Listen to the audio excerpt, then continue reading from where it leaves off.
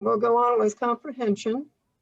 The ultimate goal for reading is to understand what you read, of course. And although being able to decode words and know what they mean is important, you also need to use comprehension skills and strategies to understand what you read. As we talk about comprehension, we'll give you some teaching strategies such as directed silent reading and think aloud. We will also talk about when you use various skills, such as before, during, and after reading, and we'll look at several graphic organizers. Here are our four components of reading and the image showing their relationship again.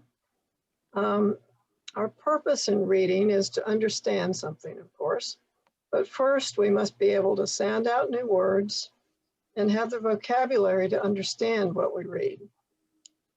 And if we read word by word, as if each word is an isolated entity, it is difficult to understand what we're reading. So we need to read fluently, mimicking how we speak. If all of these elements are in place, then comprehension happens. This next slide will summarize the general principles in reading comprehension. The most important thing to realize is that many of your students, especially the basic literacy students, can appear to read fluently while not understanding a lot of what they read. The very first principle of reading comprehension is to set a purpose for reading. The purpose matters because different types of texts, fiction, nonfiction, poetry, they each use different types of skills and strategies to help with comprehension. We've already talked about the alphabetics, vocabulary, and fluency. Those are all the basics that we need, and comprehension can't happen without those basic skills. A student needs to really be engaged, and that requires enough background knowledge to establish the context. For instance, I could read fluently a manual about how to put in a Wi-Fi router, but without that technical context, I'm clueless, and I am clueless. Students will not be engaged or motivated if they can't understand what they're reading.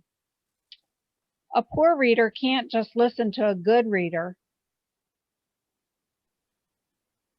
He's doing. Teaching comprehension may require explicit instruction, such as the think aloud technique that we will demonstrate later, where the tutor actually tells the student what they're thinking. As the tutor, don't expect your students to just get it unless you take the time to explain and model and apply the strategy. It may even take several times of repeating all of that. I had a student that I evaluated once, and he read the 6th grade words just beautifully. So I gave him a story to read on about a 2nd grade level because I knew he had some problems. But when I checked what the meaning of that story was, he had no clue what he had just read. When I went back to the 6th grade words, he didn't even know what half of them meant. He had no clue what embroidery was. So if you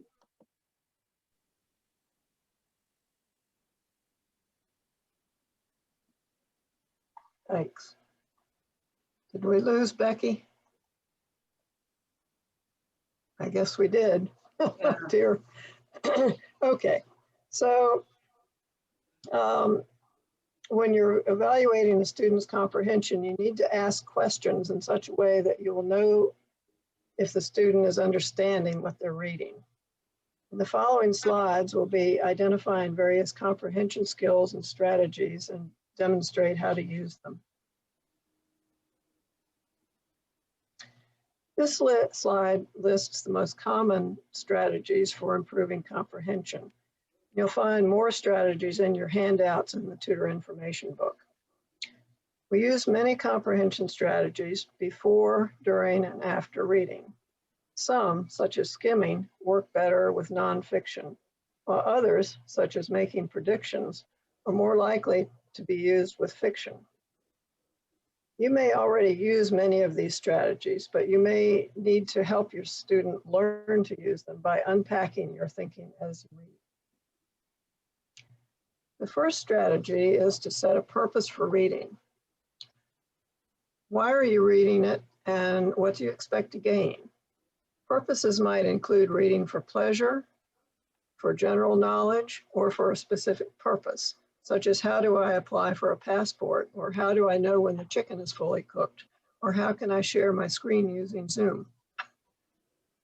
Next, use or activate your prior knowledge to relate to new information. You can model this strategy with your student by asking questions aloud. Making predictions engages your student. Ask them to guess what will happen or what a character might do. This is a favorite strategy for fiction. For example, will Lassie help the rescuers find Timmy in the well? Skimming the text is a technique used to look for specific pieces of information. Before reading an article, ask your student to look at chapter titles, headings, and photo captions. This is used mostly with nonfiction text. Ask your student to summarize what they've read. If they can't do this, then reread for more understanding. If summarizing is still hard, it may help to use graphic organizers that we'll talk about in a minute. Has Becky made it back yet? I have. You The there? strategies that we just talked about are used. Yes, I'm here. Okay. The strategies that we just talked about are used to help students build reading skills. Let's review some of the skills that support comprehension. Identify the main idea and make decisions about which details are important and which ones are not. Identifying the main idea may be particularly challenging for basic learners who have had little or previous success in summarizing. All levels of the students use sequences and every day. They may read a recipe and follow the instructions there, or they might do something in work that they would need to sequence. Learning the keywords like before, next, and after will help them keep things in proper order, and that helps to better understanding. Understanding the relationships between cause and effect can help students identify the main ideas. Those are usually seen in news articles and history books, biographies, such as fiction. In order to recognize cause and effect, you must know some keywords such as before, then, afterwards, because, since, and understand. You need to understand how those adverbs function. This is another area that may or may not come easy for your student. Then we've got comparing and contrasting. Comparing, how are things the same? Contrasting, how are they different? Those skills are usually used together. You might compare features while you contrast prices as you're shopping. Graphic organizers are a good way to contrast. Distinguishing fact from opinion is also important in order to understand what's going on. Finally, good readers need to make inferences and draw conclusions as they read. You need to encourage your student to think outside and of the text and draw on the past experiences in order to answer your questions. Directed silent reading involves asking a question ahead of time so your student is looking for the answer as he reads. This technique can be used at any time with any text that your student is reading, and no matter what their reading level. This slide is an example of some very simple beginning level material. When a student has comprehension problems, it can be helpful to go back to very simple material below their reading level to help develop comprehension. You should either go down a grade level for the material or work on comprehension at the end of the lesson when they have figured out all the words. Directed silent reading is particularly useful for beginning students. Could I have a volunteer to be the student for this exercise? Somebody speak up? I can do it. Okay, who is that? Anna. Anna, okay. Anna. Okay, Anna's going to be the student. and we're going to demonstrate the strategy. Anna, the first sentence tells what Anne gives to Bob. Please read it aloud. Anne gives a bird to Bob. Okay, the next sentence tells what she gives to Cal. Please read that aloud. She gives a cup to Cal. Now read the next 3 sentences to yourself to find out what Anne gives to the other people. What does she give to Dan? A dish. What does she give to Ed? An egg. What does she give to Fran? Fish. Good, thank you. In a real lesson, then, I would ask my student to read the entire paragraph aloud. Some beginning level students may not be able to do silent reading.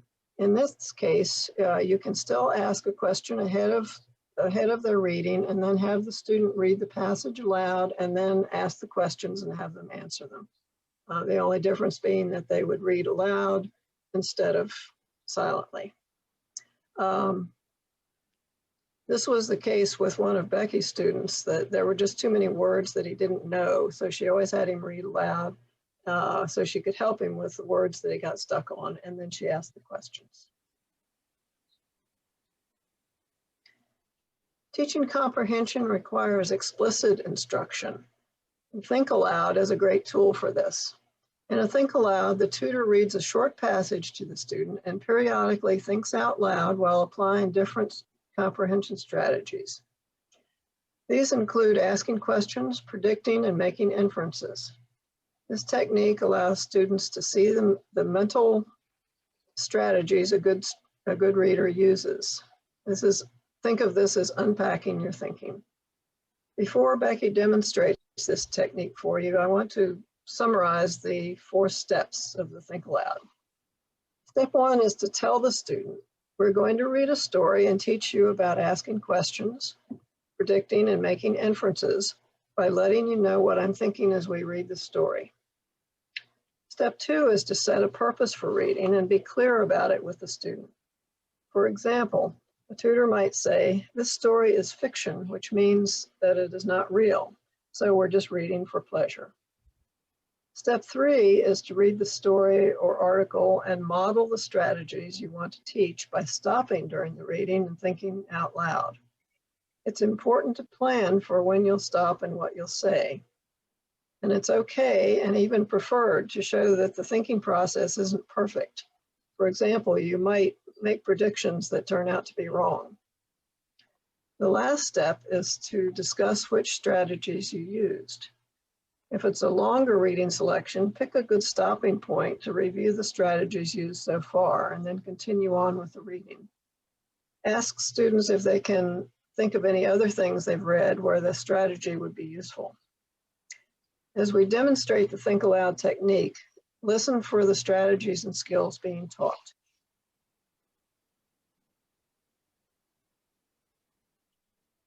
So I'm going to pretend that you're eavesdropping and I'm just telling you what I'm thinking as a little story. So the title tells me that Bob is late. He's late for something. The picture shows a whole big crowded rush hour traffic. Maybe that's why he's late. So as I read, I'll try to find out why he's late. And he must be late for work. So what made him late for work? Is it the traffic? So that's my purpose for reading. I want to find out why he's late.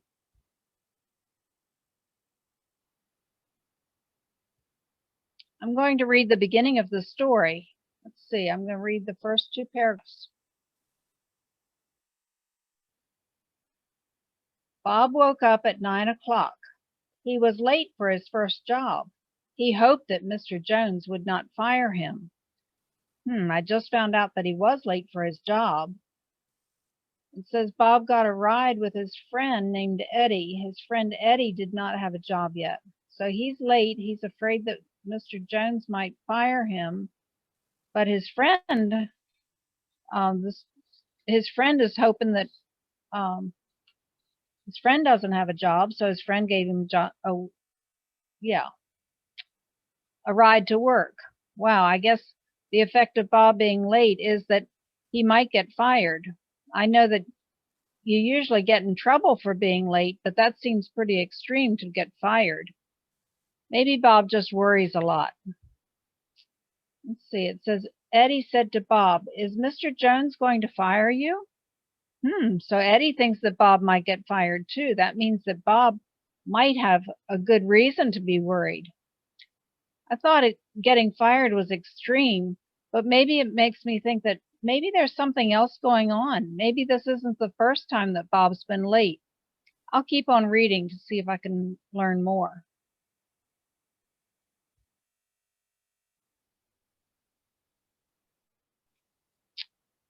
"Oh, I hope not," said Bob. "I hate that job. I need the money. If I had a lot of money, I would quit." So after reading that paragraph, I would think this story is making a little more sense now. Bob clearly does not like his job. He may actually be hoping that he gets fired. I know when someone doesn't like a job, they usually don't do it too well. Maybe he'll get fired because he's not doing a good job. It says, "If you get fired, let me know," said Eddie. "Mike is going to the park with me at 10 o'clock. You can go with us if you get fired." Wow, Eddie doesn't take it very seriously. It seems that Eddie, well, he just doesn't take it seriously at all. I wonder how Bob's feeling about going to work instead of going to the park. He probably wishes that he could go to the park too.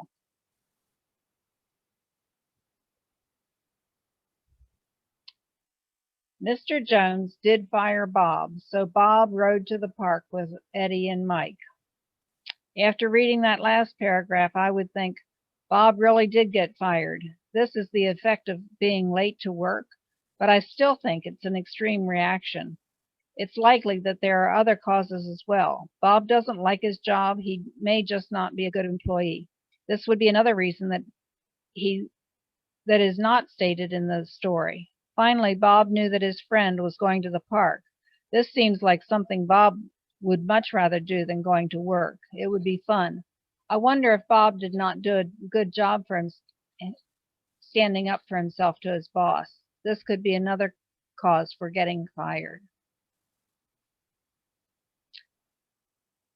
So this story had several opportunities to develop skills. For example, here is an inference that you could draw. Bob and Eddie were both quite young and inexperienced.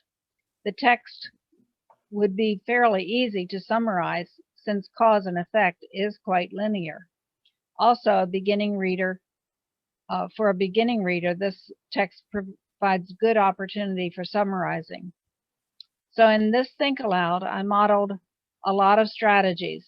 I set a purpose, I asked questions, I made predictions, I summarized, and I made inferences.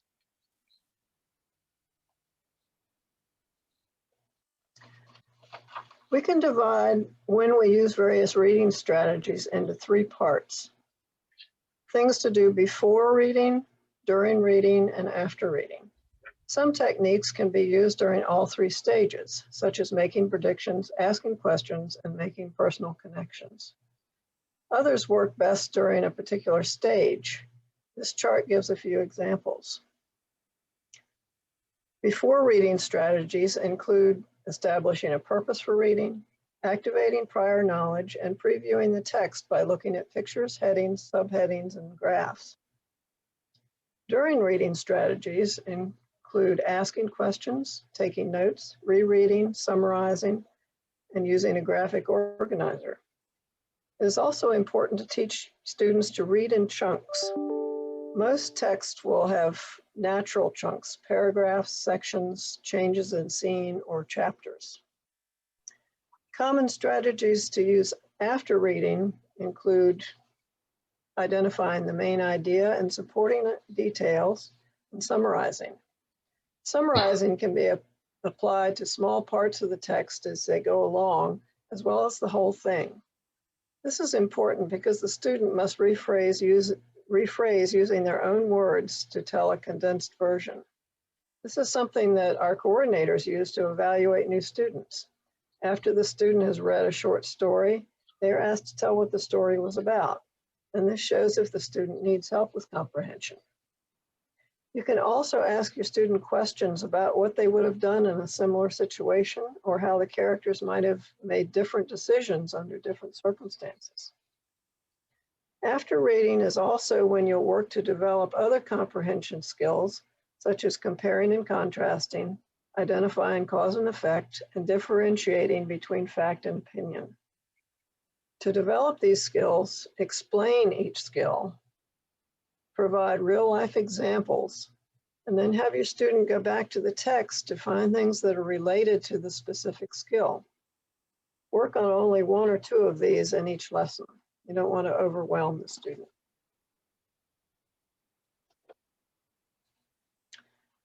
A KWL chart is a 3-column graphic organizer where you write about what you already know about a topic in the first column, what you want to know about it in the second column, and what you just learned by reading about the topic in the third column.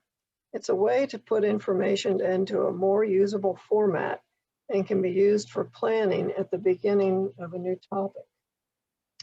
Imagine you're reading an article about safety planning for your home and family. This is how you might set up the KWL chart. So here, your student lists the things they already know about home safety. Here, your student will write about what they want to know about from reading the article, and then they'll write about what they learned from the article. The student can add items to the second and third columns as they read, and after they finish reading, they can also use the third column to summarize what they've learned. After reading an informational article, you might even divide the information into different categories. From this article, the specific safety recommendations for fire, power outage, tornado, or hurricane could be sorted out. Graphic organizers can be very effective for this type of activity. Okay. So this KWL chart, well, the KWL chart is primarily used when reading for knowledge. It can be used for any level of text, from very basic to GED level students. Here's an example of one done on a biography of Alexander Hamilton. So this is what the person already knew and what they wanted to know and what they learned from the article. Educational research studies have shown that students retain details and understand topics better if they can interact with content. So the KWL can also serve as an after-reading assessment of what the student has learned from reading a single selection or from a whole unit of study.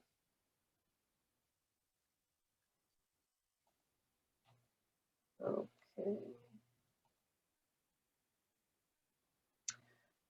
Venn diagrams can help students to visualize similarities and differences between two concepts. In this diagram, the two groups being compared and contrasted are whales and fish. Sections that overlap have things in common, while the sections that don't overlap don't share any traits. With beginning students, you will probably need to help them define the names of the groups and then let them fill in the various traits. Using this strategy helps students develop the skill of comparing and contrasting, and also helps build critical thinking skills. So to summarize, the purpose of this topic has been to show you different ways to help your students become independent readers. So you can, as you teach your students about comprehension, think about what you as a good reader already do during and before, during, and after reading. You can help your student visualize these things through diagrams. You can write these questions on cards, or you can use other strategies that we've talked about that good readers do to help themselves with comprehension. Remember that reading is not passive, it's an interactive activity. Your student may want to read with a pencil and paper and take some notes as they read. Try to remember to share your joy of reading with your students in any way that you can. We've shown you some techniques that can help your student develop good comprehension. Directed silent reading, think aloud, and graphic organizers. Now, now what else can you do in this virtual format? To give your students an interactive online practice, either during your lessons or in their own, here are some websites with good comprehension activities that you can access once you get a copy of these slides. They provide immediate feedback to your students.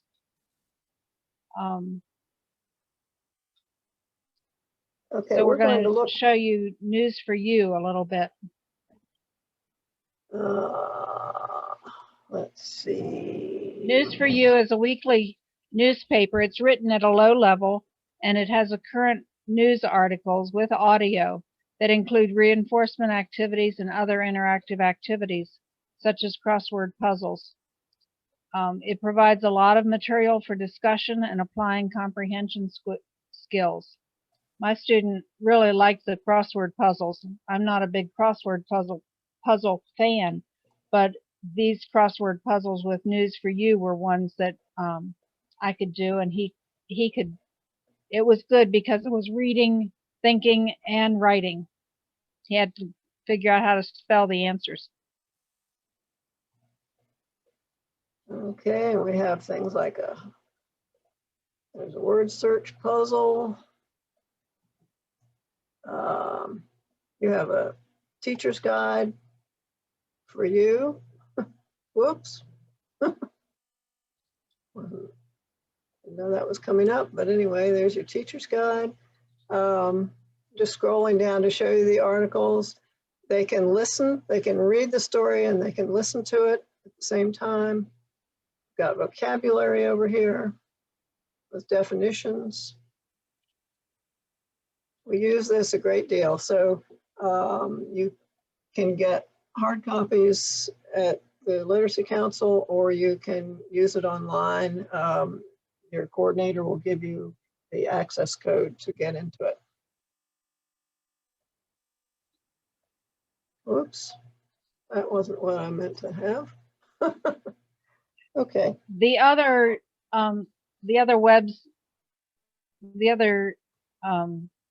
web contacts there.